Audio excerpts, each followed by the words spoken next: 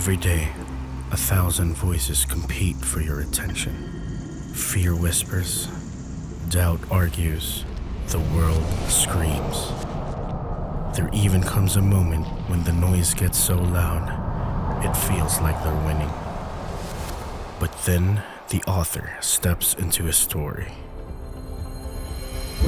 In the quiet of the tomb, death lost its grip. Light broke through like a shout in the shadows, like dawn sprinting into a world that forgot what hope looked like. A stone rolled back, a savior stepped out, a promise was fulfilled. The same power that conquered the grave, that told death to sit and be silent, now pulses in us. So when the world tries to come and steal what was already paid for at the cross, we remember that they do not have the final say. He does.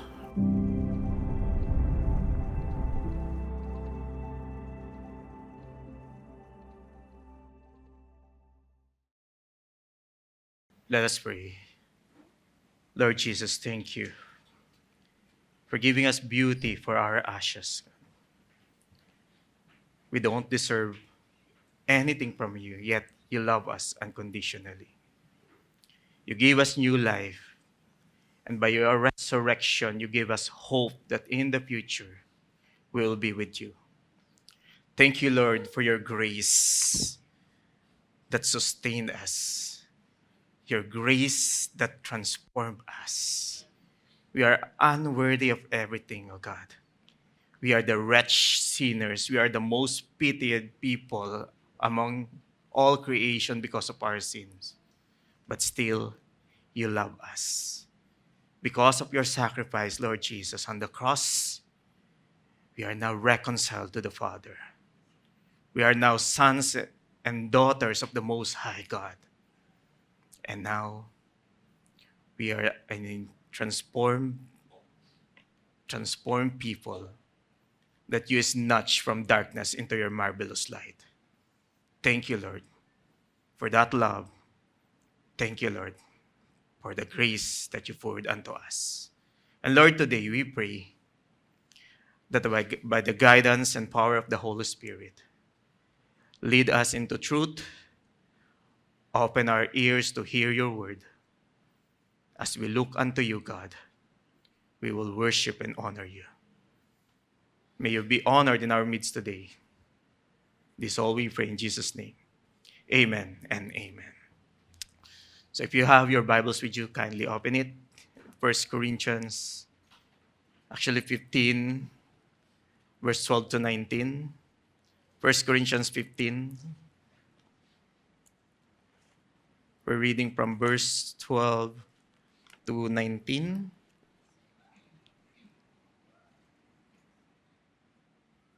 So if you are there, 1 Corinthians 15, 12 to 19, sabayan nyo na lang po ako. It says here, now, if Christ is proclaimed as raised from the dead, how can some of you say that there is no resurrection of the dead? But if there is no resurrection of the dead, then not even Christ has been raised. And if Christ has not been raised, then our preaching is in vain and your faith is in vain. We are even found to be misrepresenting God because we testified about God that He raised Christ, whom He did not raise, if it is true that the dead are not raised. For if the dead are not raised, not even Christ has been raised. And if Christ has not been raised, your faith is futile, and you are still in your sins. Then those who also have fallen asleep in Christ have perished. If in Christ we have hope in this life only, we are of all people most to be fitted. This is the word of the Lord. You may now be seated.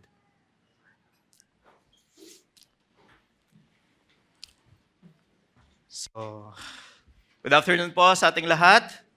So, I am Leo, one of the staff and leaders here in our church.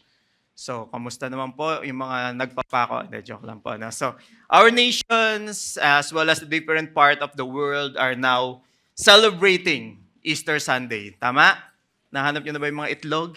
So, hindi pa rin. Okay, Easter Sunday. So, there's a lot of different tradition to celebrate or commemorate Easter Sunday. But to be honest, Easter Sunday, nawala na yung value, it become commercialized as well. The true meaning has been watered down. So, by the way, Easter Sunday, the word Easter, hindi po natin siya makikita sa Bible. There's only one translation in the Bible. I think it is in Acts, the King James Version, who used Easter. Isang beses lang. And then the different translation na nag-come out after the King James translation, wala nang Easter. When the Bible translate Easter, when the King James Version translate Easter, it is all about Passover. So that is the reason. That is the Easter. That is what we celebrate today. That is the Passover. But how it come out na naging Easter? So during the 4th century, when Christianity became the major religion during Emperor Constantine, they want to separate it from magkaroon ng total separation yung Judaism into Christianity.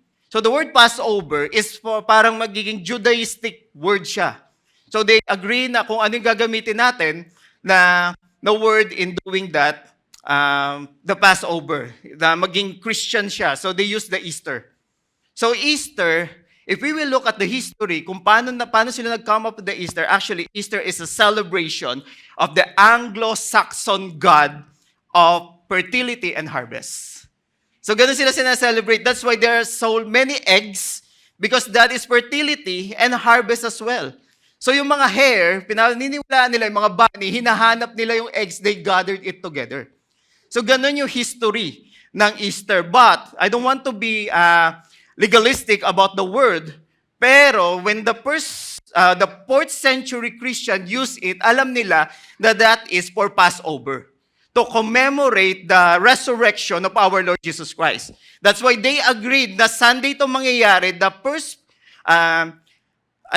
first full moon of what they call that, vernal equinox. The first full moon of the vernal equinox, we will celebrate the Passover na tatawagin nating Easter. So ganun yung nangyari. Kaya it is between March 22 to April 25 nangyayari yung celebration natin ng Passover. But the question is, since this is a practice from pagan belief, and then adopted by yung name in-adopt ng Christianity para lang mahiwalay into Judaism, ang nangyayari, nagkaroon ng mix of traditions. Nagkaroon ng mix of belief hanggang sa nag-develop, ang dami na nangyayari, ang dami ng celebration kung paano ginagawa yung Easter, nakalimutan na yung true meaning of Easter. Actually, hindi tayo excuse when we say Easter. May kausap kaming bata kanina, kamusta yung ano yung celebrate natin sa Easter Sunday? Sabi niya, yung paghanap ng mga itlog. Nakakatuwa, pero church, that is the product of tradition. Nawawala yung totoong meaning while we're doing what we are doing. And that is not just the problem of today's church. Even before, in Corinthians church, Corinthians 15, sinulat ni Paul yung Corinthians, there is this tradition na nahahalo into Christianity. That's why Paul addressed it in a Corinthian church na even the resurrection, hindi na nila alam kung ano totoo yung resurrection. There's a lot of false belief, there's a lot of philosophies na nami-mix into resurrection. So church, I want to be clear in this, that the resurrection of Jesus Christ is the cornerstone of Christian faith, and it is the hope of all human history. If there is no resurrection, there is nothing to hope for. And make no mistake, there was always been attack of the resurrection of Jesus Christ. At pag tinignan natin yung mga attacks of the resurrection of Jesus Christ, it's either they denied the deity of Jesus Christ or they denied the humanity of Jesus Christ. Pinagdaanan natin in our previous preaching that Jesus is fully God and fully man. If we deny the resurrection, some of them, sabi nila, this is the problem that arose in the Corinth church. Because of the Greek philosophy, ang paniniwala nila na hindi pwedeng mag-resurrect ulit yung body physically. They believe in the resurrection but spiritually, but not the body. Bakit? Kasi yung body is what they called evil. Na kapag na-resurrect ka ulit, na meron kang katawan, para ka lang pumasok sa second hell. And that is what they call the second damnation na meron ka. Kumbaga, yung hell sa kanila, hindi yan hindi yan the eternal punishment, but yung na-resurrect ka ulit, nabuhay ka ulit with the body, ang tawag nila doon second hell. That's why they don't believe in the resurrection of the body. So among the among many philosophical currents that creep in the Corinthians was this dangerous idea that they thought that there will be no physical, bodily, fleshly resurrection. They did not believe it. They outright denied it. And it was the heart of their philosophy. Na ganun yung nila. And they believe the immortality of the soul. Parang mga, ang tawag doon, yung carnation, reincarnation, right? The reincarnation today, they believe that, yes, pwede kang maging mabuhay ulit sa spirit. So, pwede kang pag good ka, pwede kang maging baka, di ba? Pag hindi, baka ipis ka, kaya hindi na pinapatay mga ipis, uy, nanay mo yan, baka and so on and so forth. So imagine those kind of belief na meron during that time. So hindi yan today's belief lang, but that is engraved deeply in the even in the first century or before the first century, yung mga ganong paniniwala. So, Plato himself, so sabi ni si Plato, one of the philosopher during that time, tatay ni Platito, okay? Plato, so sabi niya, human body was a prison, and that man should long to escape it. Human body is a prison, and that man should escape it. And sabi ni Celsus during 220 AD, to believe in physical resurrection is to have the hope of worms. Na para kung naniniwala ka sa physical resurrection, para ka lang umaasang bulate. So pag ganun-ganun ka lang, di ba? So pag nilagyan ka ng asin and then kikislot-kislot ka lang, no? That is what Celsus believed, some of the early Greek philosophers na meron. Bakit? Who, he asked, would ever desire to return in the body that has rotted? They had no understanding of the truth. Some of the Corinthians were saying, the dead do not rise. Everything is spiritual. The dead don't really rise. And then, so Paul addressed this issue directly. Notice kung paano niya sinimulan yung verse 12. Sabi niya, now, if Christ is proclaimed as raised from the dead, how can some of you say that there is no resurrection of the dead? Actually, the word dead here, in Greek, it means nekros. Doon nang galing yung tinatawag natin necro or necromancer and so on and so forth. Which means literally corpse or bangkay. So, the very idea of literal bodily resurrection was offensive to the natural Greek.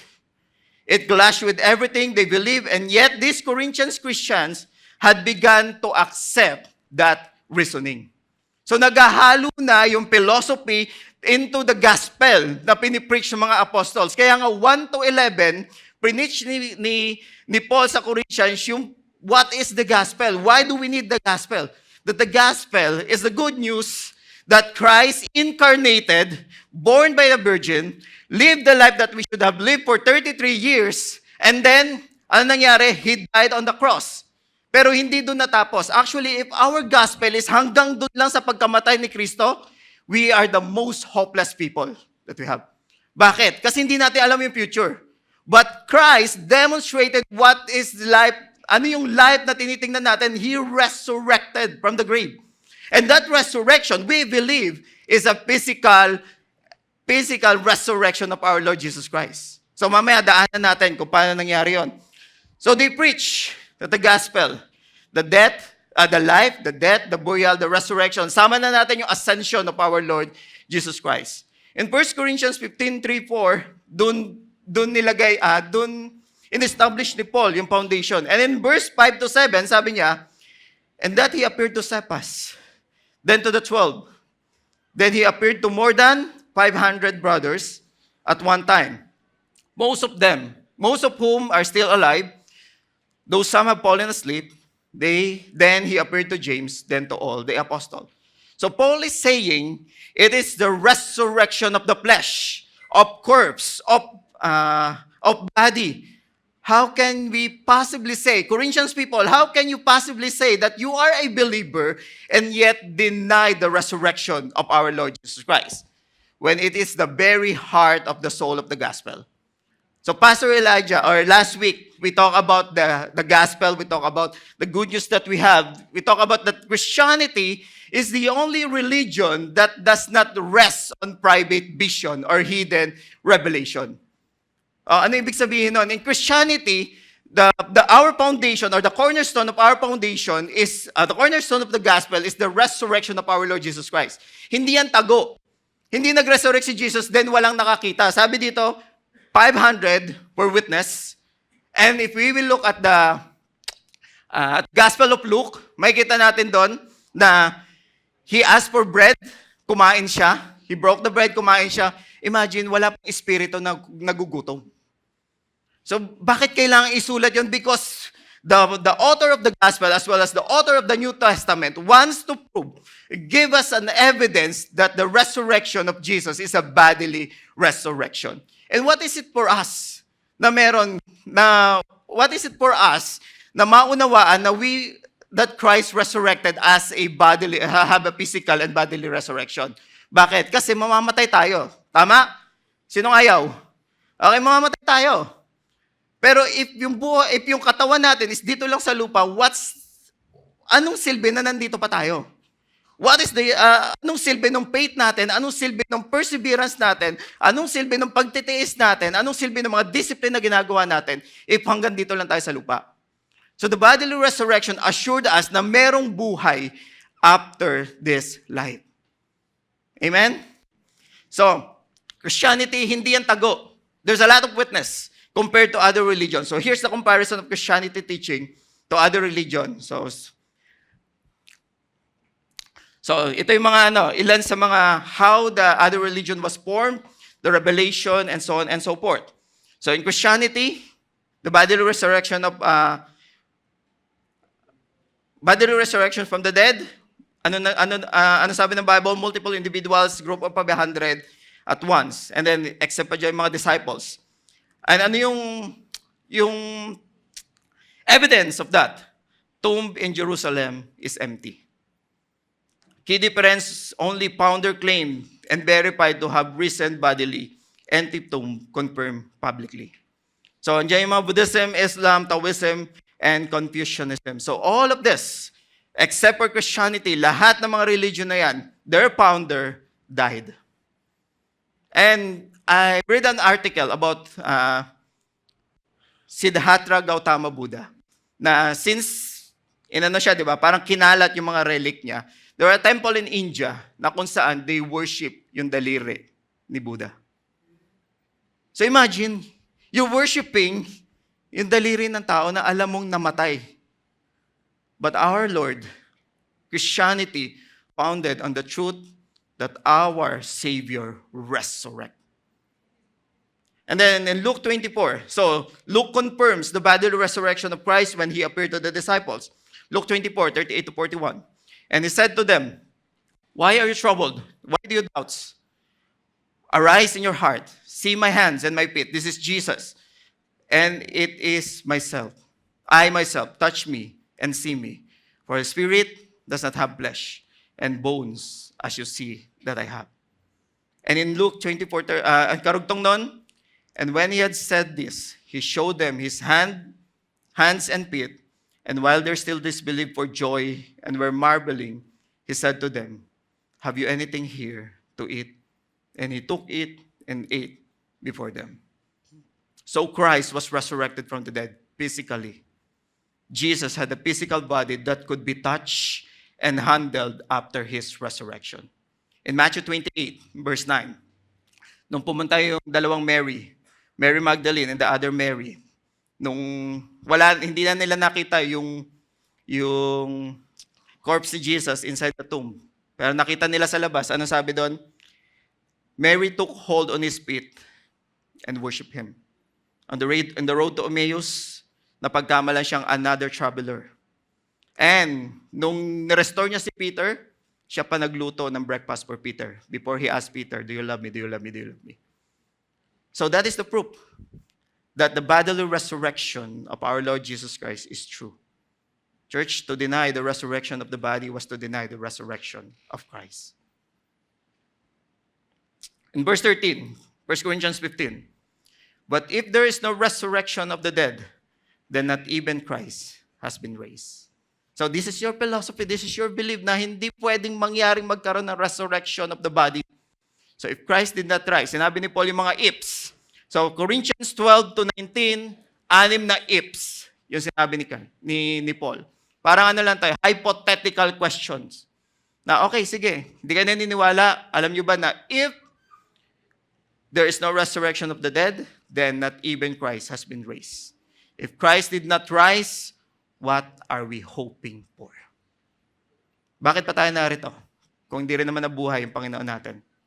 Anong pinagkaiba natin sa ibang paniniwala? At bakit kailangan nating manampalataya at maniwala na may Diyos kung hindi naman totoong nabuhay siya? Bakit kailangan natin panampalatayaan yung taong nagsabi na mabubuhay siya matapos yung 3 araw kung hindi naman naging totoo? If there is no resurrection of the dead, then not even Christ has been raised. Paul articulates the logical consequences that would follow if Christ had not truly been raised from the dead. Verse 14, and if Christ has not been raised, ang sabi doon, our preaching is in vain and your faith is in vain. Our preaching is in vain. Ibig sabihin, our preaching is useless, void, null, empty, meaningless. So ano pa silbi ng mga preacher natin na nagpupuyat ng ilang linggo para lang mag-deliver ng message of the gospel if Christ is not risen from the dead? Anong silbi na pinakikinggan nyo yung taong narito sa harap na mukhang hindi naman kapanipaniwala but preach the gospel kung hindi naman talaga nabuhay yung Panginoon? Church, hindi ko kayang i-prove yung resurrection of the body to us. Why? Kasi to prove is means ipakita ko sa inyo. But there's a lot of evidence. If we will look at the church history, isantabi mo natin yung Bible, there's a lot of evidence from first century belief, practices, traditions na magpo-point into the resurrection of our Lord Jesus Christ. The empty tomb is enough for us to believe that the resurrection, that there is a bodily resurrection. And Paul said that if Christ has been raised from the dead, our preaching is vain. We don't have the gospel without resurrection. The gospel is the good news.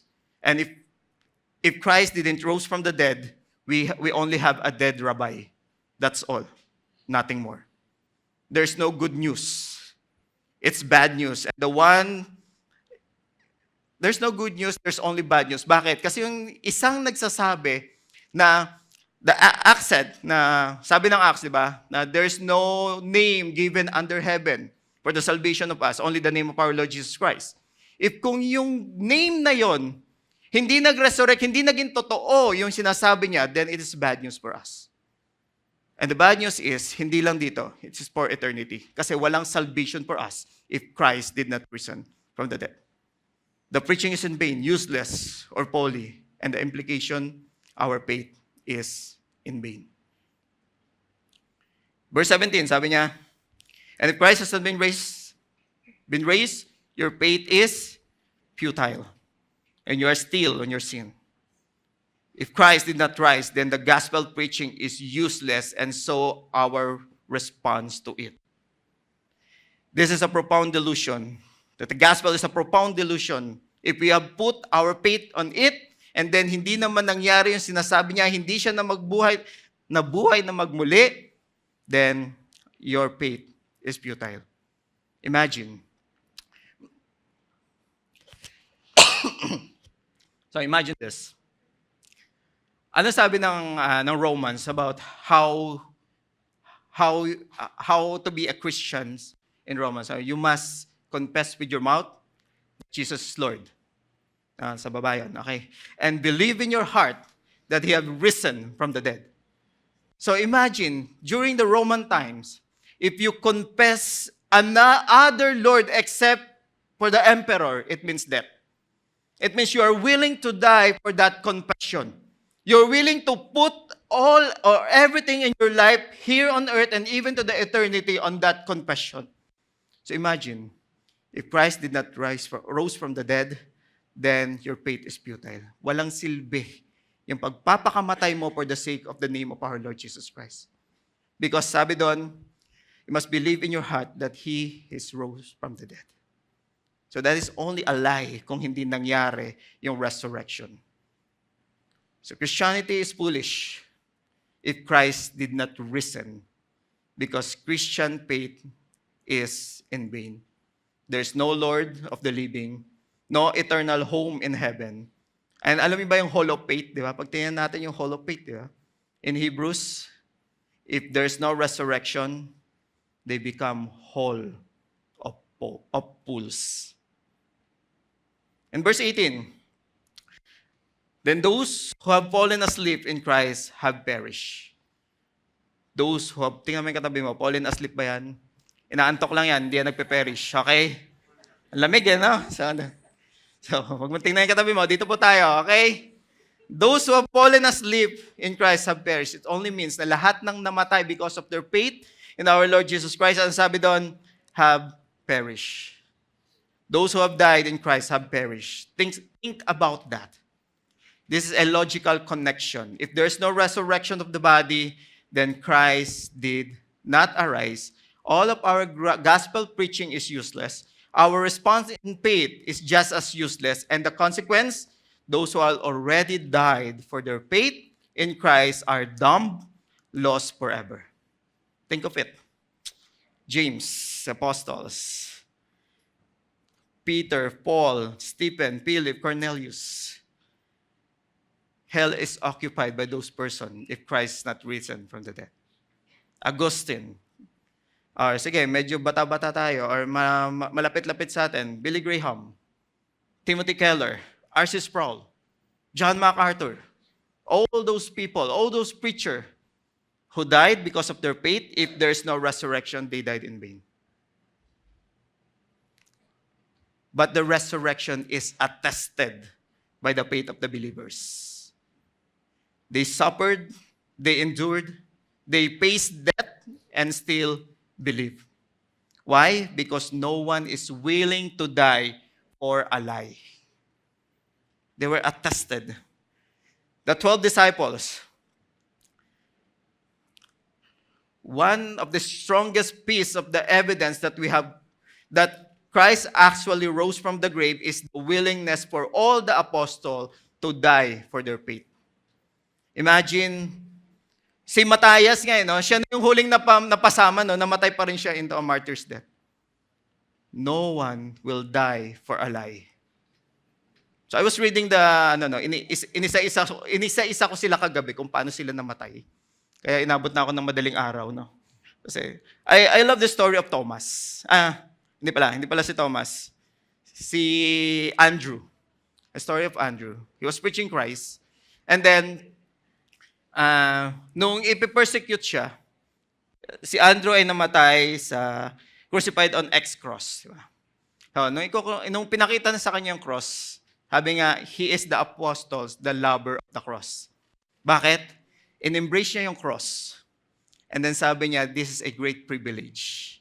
That the one that I preach, the one who died on this cross, the one who gave us new hope, ngayon ako yung mamamatay in His place. In that the same cross or the same execution na kung saan namatay yung Savior niya. Imagine those kind of faith. Diba? Na, hello, papatayin ka na. I-denounce mo lang yung faith mo, okay ka na, but they believed. They witnessed that the resurrection is true and they're willing to die for that resurrection, for that faith, for that gospel. These are the apostles who died because of their faith. And then Stephen, the first martyr in the book of Acts. Apostle Paul died in 64 to 67 AD. So they died of their faith. If there is no resurrection, they will be considered as liars. Sinungaling. Verse 15. We are even found to be misrepresenting God because we testified about God that He raised Christ, whom He did not raise, if it is true that the dead are not raised. In other words, Paul is saying that we will be false witnesses. Bakit pa kaya natin kailangan to go and make disciples of all nations kung hindi naman totoong nabuhay yung nag-command sa atin nun? We will be a false witnesses. When the apostles wrote and testified about His resurrection, kung hindi siya nabuhay, they either told the truth or they told a lie. And if they are liars, why should we believe in anything that we say? If the apostles, the author of the New Testament, were all liars, why do we need to read our Bible? Why do we need to persevere or discipline ourselves para sundin yung mga principles ng Biblia? Why should we believe what they say about obedience, blessing, or any other matter? If we cannot trust them with the greatest truth of Christianity, why should we trust them with anything at all? The resurrection of Christ is a monumental issue. Church, if we will have the wrong foundation of the resurrection of Jesus Christ, we will be doomed for eternity. And we believe the evidence of the Bible, evidence of the witnesses says Jesus rose bodily from the grave. If Christ is not risen, gospel preaching is useless. Faith is empty. Apostles are liars. And in verse 17, balikan lang natin yung last part. Sabi doon, you are still in your sin. If Christ has not risen, then the power of sins remain unbroken. And we are still captive of the deadly grip of sin. Sin is condemning us to hell forever. Church, we cannot save ourselves. Alam naman natin yan. Di ba? All things na meron tayo is polluted by sin. And we need a Savior from that sin. Actually, lahat tayo nalulunod sa kasalanan. We need someone to rescue us. And if Jesus did not rise from the dead, then He failed. If He did not enter into combat with death and conquer it, He failed. If He did not defeat Satan, who according to Hebrews 2 holds the power of death, then He failed. Now, if He did not rise, He lost to sin, Satan won, and hell still celebrates the victory if there is no resurrection. If there is no resurrection, sin remains on every person. And the only place we will occupy for eternity is hell. There can be no forgiveness until the penalty is paid. So how do we know that the penalty was paid? By the approval of the Father. So when the Father raised Christ from the dead, it was His declaration that the work was finished and accepted. As Romans 4:25 says. So Romans 4:25, yan. Jesus, who was delivered us for our trespass and raised for our justification. When Christ was raised from the dead, it was God's declaration that His works of redemption was fully approved and that His justice was satisfied. His justice was satisfied. When Jesus said, "It is finished," it means tetelestai, means paid in full. Na wala nang kailangan pang sakripisyo, wala nang kailangan pang gawin for us to be saved from our transgression and from our sin. It is finished. That's why He lived the life that we should have lived, na dapat tayo nabuhay na walang kasalanan. He lived an unblemished life for Him to become the perfect sacrificial lamb that will hindi lang i-cover yung sin natin, unlike yung ginagawa in the Old Testament, but to wash away all our sins. All had been completed, paid for, and no guilt remained. He is honored with the Father in His resurrection. The Father brought Him through the grave because He was pleased with what He had done. So kung hindi nasatisfy yung justice ng Father. Kung hindi namuhay si Kristo ayon sa kalooban ng Ama, definitely the Father will never rose him. Hindi siya i-rise from the dead. In the 6th chapter of Romans, sabi doon, just as Christ was raised from the dead by the glory of the Father. And then there's the good news. We too might walk in newness of life. The Father accepted his perfect work, and the Father lifted him out of the grave. His death reconciles us, and because he rise, his life keeps us. We too might walk in the newness of life. Imagine, nung namatay si Jesus, in his death, he saved us. How much more he can do with us because of his resurrection. He can sustain us. That's why even up until now, the Bible says he's still praying for every saints na narito. He is the one who will sustain us, empower us in this life for us to walk in the newness of life. The resurrection of Christ gives us hope that sin can never claim us and assures us of victory that is already ours in Him. Through His resurrection, Jesus has won for us a new life. Kaya nga, in Christ, the old is gone, the new has come. Because of His resurrection, just as He lives, so we do not yet experience the fullness of that resurrection. Kasi nga, we're still in the body. So, ano ka lang na ba? Sabi ng physical resurrection.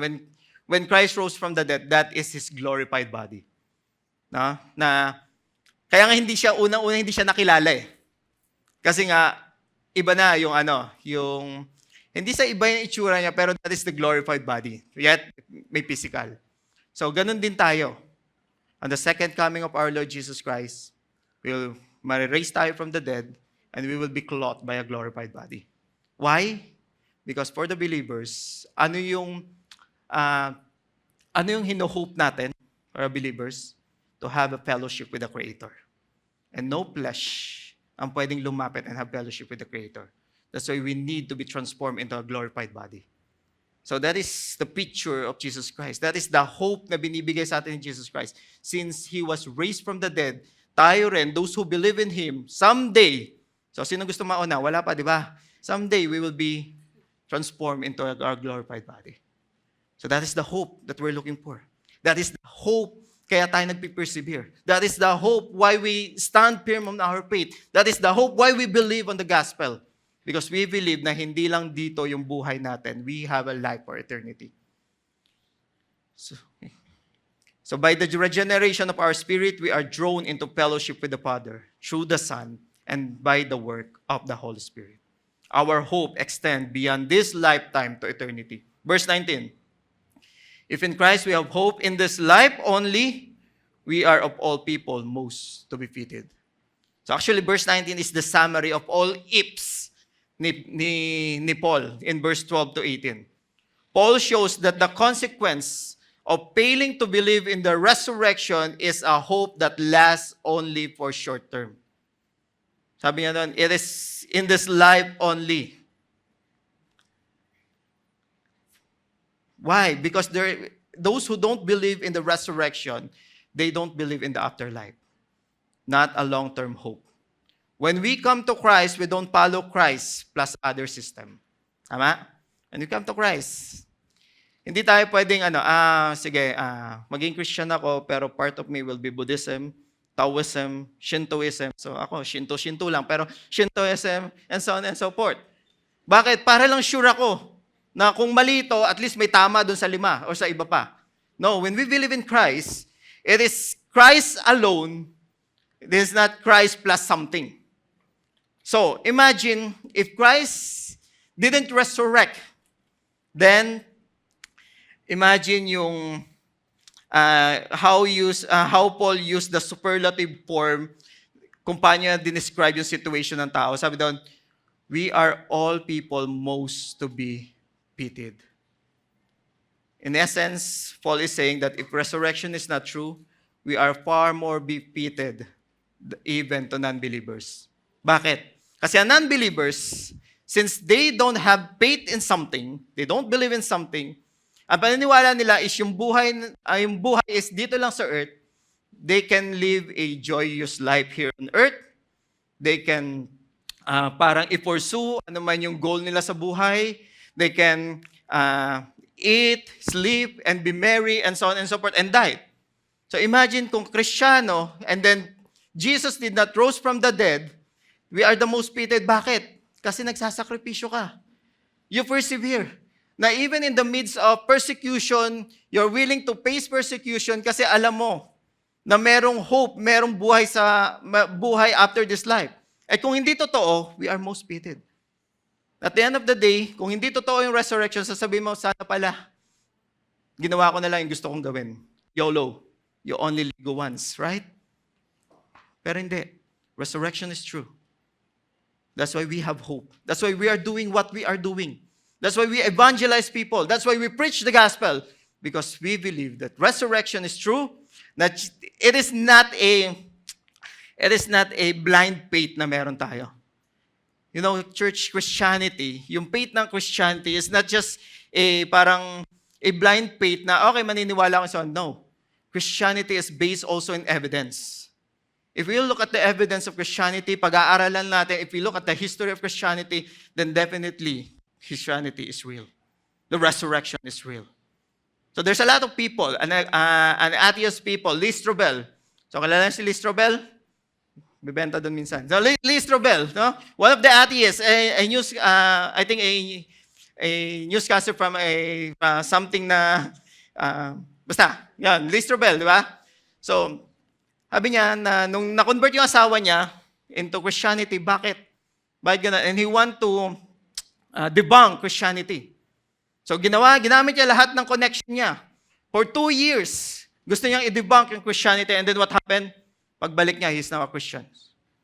Bakit? Because nakita niya yung mga evidence that Christianity is true. The author of, nakalimutan ko lang yung pangalan, Who Moved the Stone? O sabi niya, 2 bagay lang to debunk Christianity, para sirain yung Christianity. Unang-una, debunk the resurrection, the bodily resurrection. And pangalawa, debunk the conversion of Paul. Kasi Paul is one of the evidence that Jesus Christ talked to him, the transformation of Paul, from extreme opposite to Christianity. Imagine that kind of transformation. So 2 lang, kailangan mong i-debunk.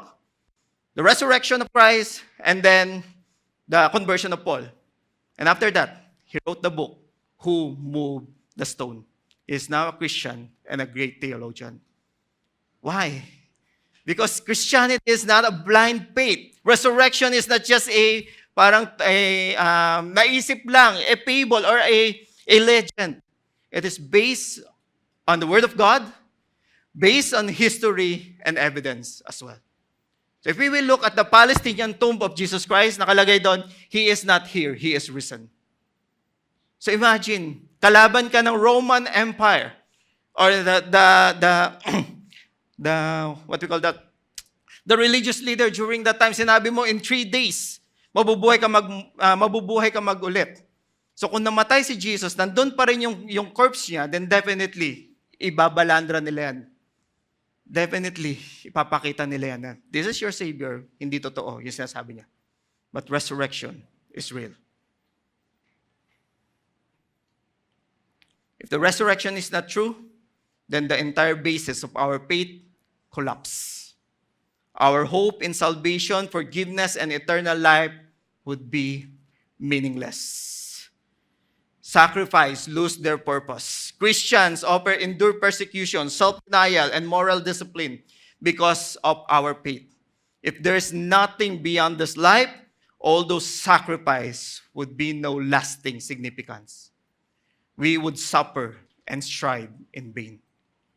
And in contrast with others, even non-believers may find joy, pleasure, or achievement in this life, but Christians' faith is only, if Christians' faith is only for this life, and they endured hardship faithfully, we are the most fitted people.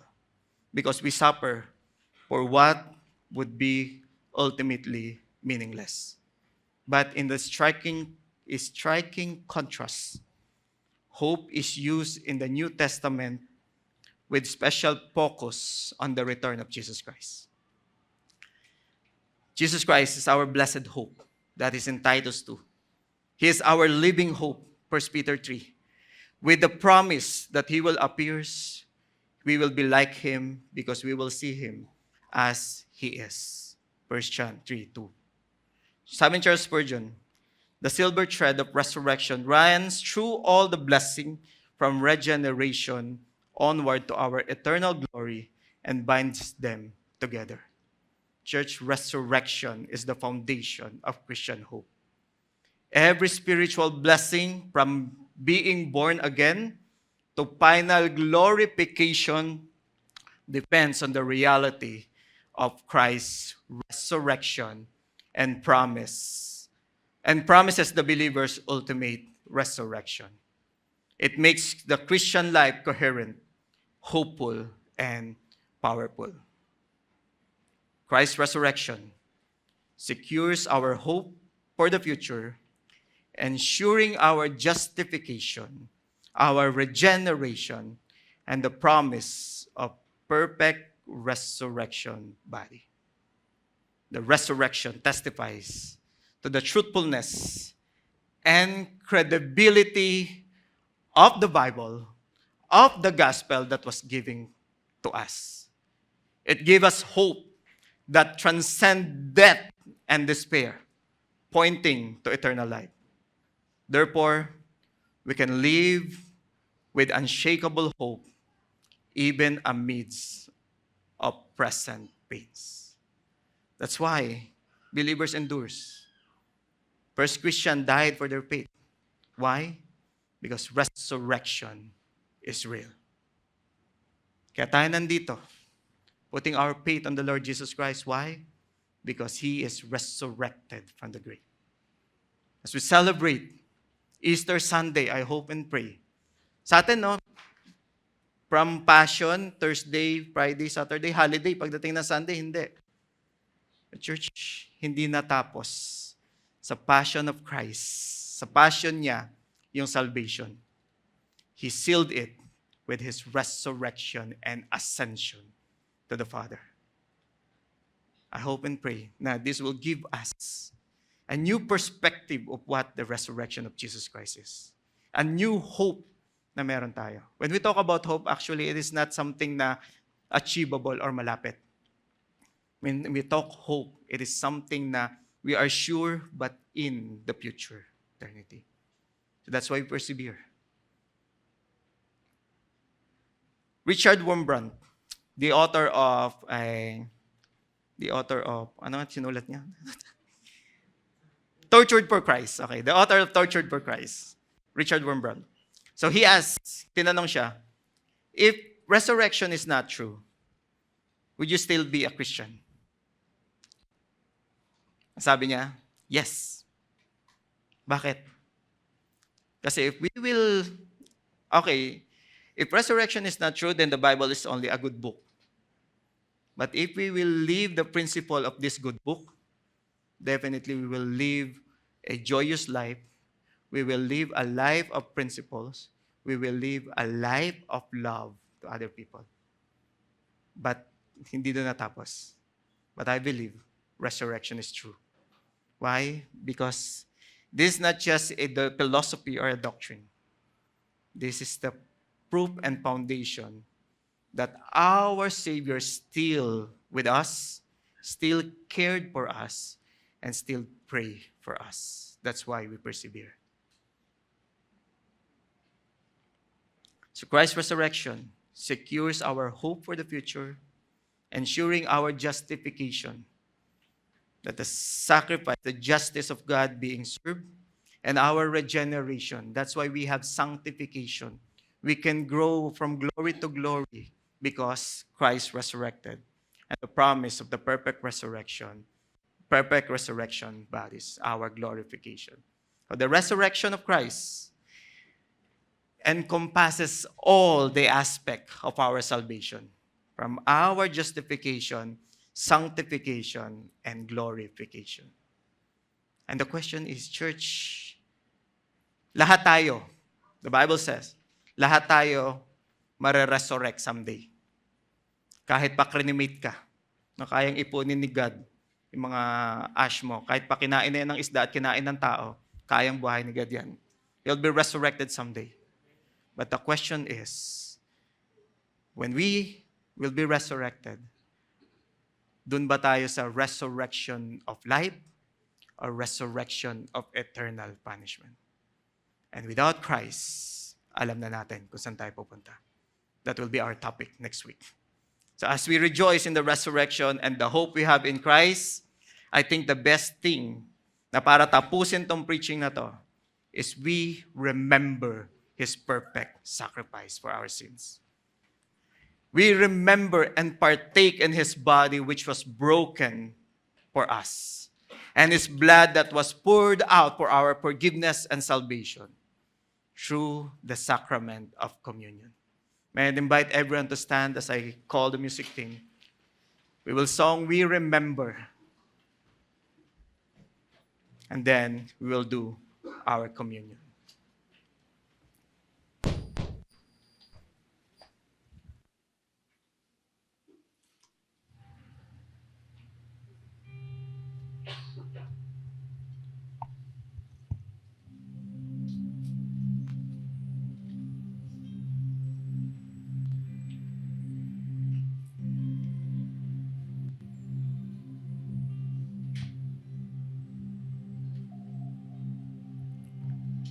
On the night you were betrayed, you broke bread and gave thanks. Come on, church, let's sing this song.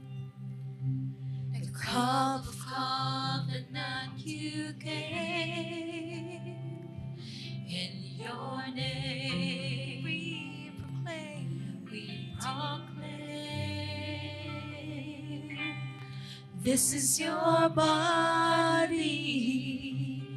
this is your blood, this is your life poured out for us. Here at the table,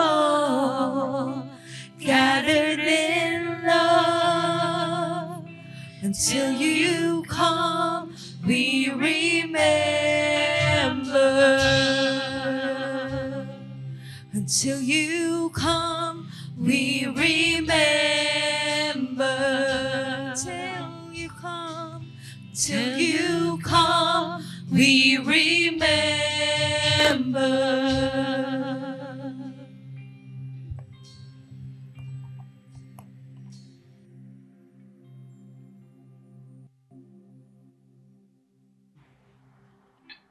We will remember His sacrifice.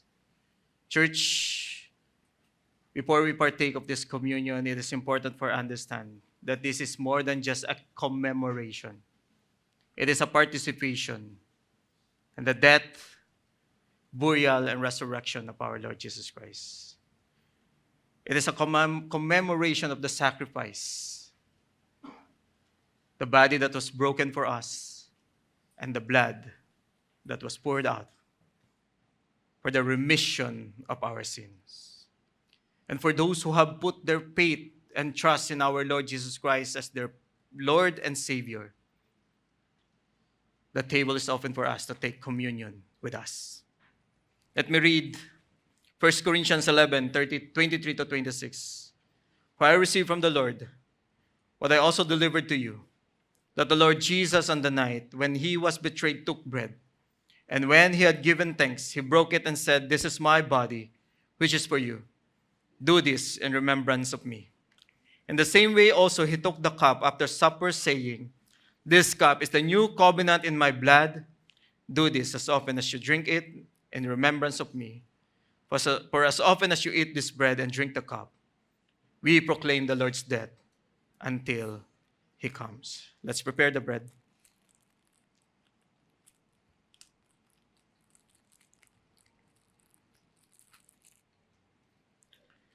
The body of Christ, broken for us. Let's now partake of the bread together. Spare the cup. The blood of Christ shed for us. Let's now partake of the Lord's cup together.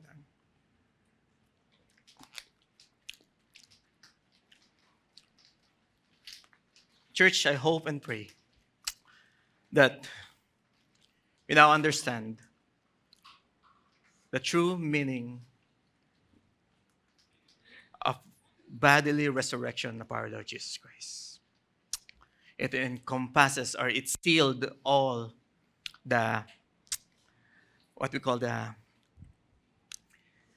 level, or it sealed the salvation journey that we have. From our justification, regeneration, sanctification, glorification. And as we do the communion, I hope na hindi lang natin siya ngayon inaalala. Yes, this past week, there's a lot of parang unaccepted things, how our nations pinakita yung passion and suffering of our Lord Jesus Christ. But I hope and pray that as a Christians who believe in the resurrection of Jesus Christ, we will boldly preach the gospel to those people. Because minsan sa buhay natin, tayo din yung mga lost people na yan. Minsan sa buhay natin, tayo din yung mga taong may maling perspective about the gospel, about the resurrection. But praise God, He transformed us. Inako niya tayong sa Kanya. And now we can live a life. We can live an abundant life. Yes, hindi tayo exempted into persecution, but we have hope that after life here on earth, life on eternity is waiting for us. Because Christ is risen. Christ has risen. Praise God. Can we give God the clap for that? Let us pray. Father, we thank you once again, God. We thank you for the message of resurrection. Lord, thank you for giving us hope through the resurrection of our Lord Jesus Christ. Thank you, Lord. Now we can live our life not perfect. We can live a life pleasing to you because of the power of the Holy Spirit in us by the finished work of Jesus Christ on the cross.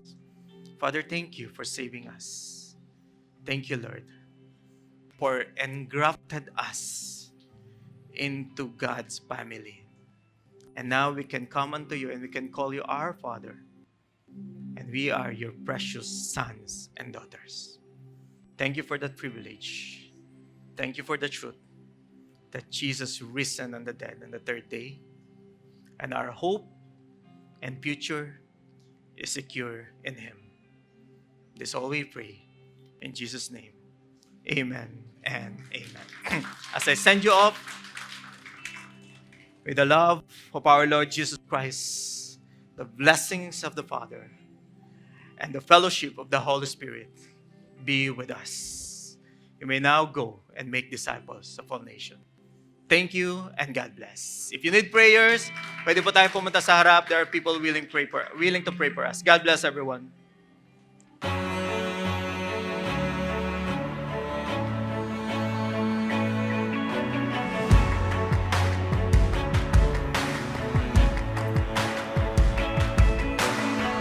Death could not keep you in the grave. You have overcome the world. You took all sin and shame away. You have overcome the world. You're coming back again one day, and you will overcome the world. Overcome the world. King Jesus, you're victorious. All of heaven roars. You're glorious. You are Lord of all. We shout your name.